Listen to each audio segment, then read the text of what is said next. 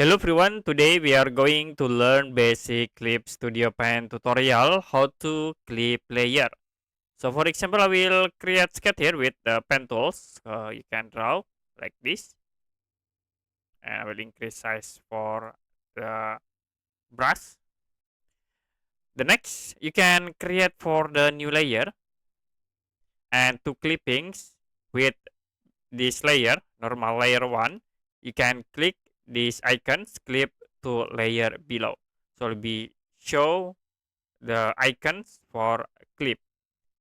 Now, if you draw again, like I will use the green color, and it will be draw inside the color in the layer 1. So you can click here, move to the outside, click again, like this. So it will be clipping the layer 1 with the layer 2.